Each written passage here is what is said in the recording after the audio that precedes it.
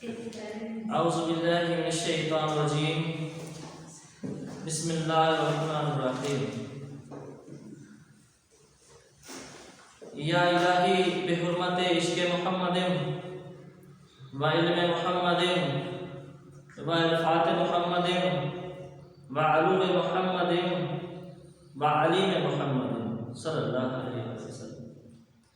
السلام علیکم میرے عزیز طلبہ طلبات، میں امید کرتا ہوں کہ آپ سب خیریت سے ہوں گے۔ عزیز طلبہ طلبات، ہم حفیظ جلندری کی نظم ہلال استقلال پڑھ رہے تھے اور حفیظ جلندری کی نظم ہلال استقلال کا حاشیہ نمبر ہم 5 پڑھیں گے۔ اس سے پہلے کہ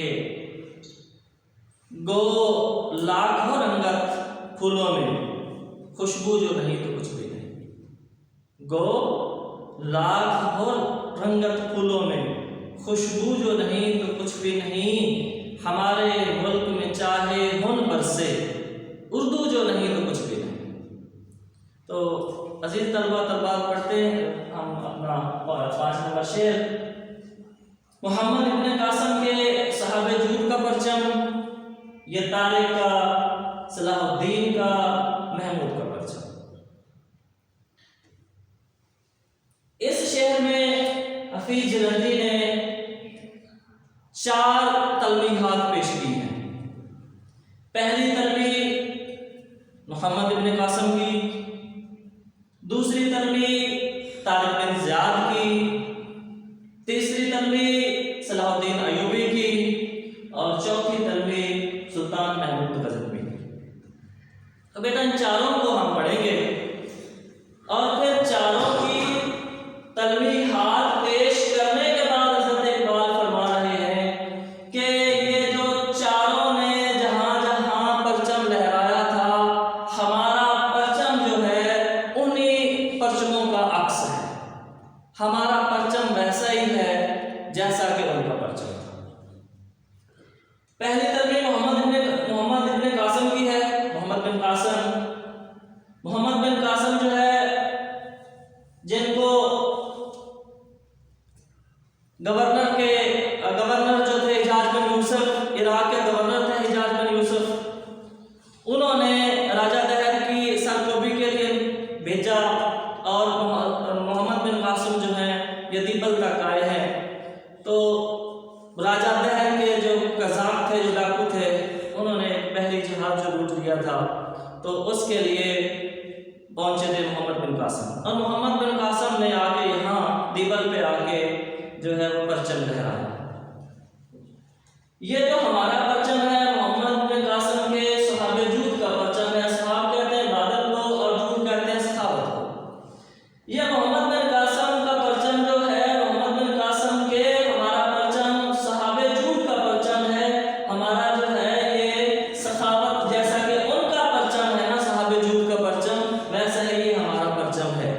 تو پہلی بات تو یہ ہے محمد بن قاسم کی یہاں بہادری شاعر جو ہے وہ ظاہر کر رہا ہے، دلیری ظاہر کر رہا ہے، پھر اس کے بعد ان کی سخاوت ظاہر کر رہا ہے کہ محمد بن قاسم کی سخاوت کیا تھی اور محمد بن قاسم کا طرز عمل کیا تھا۔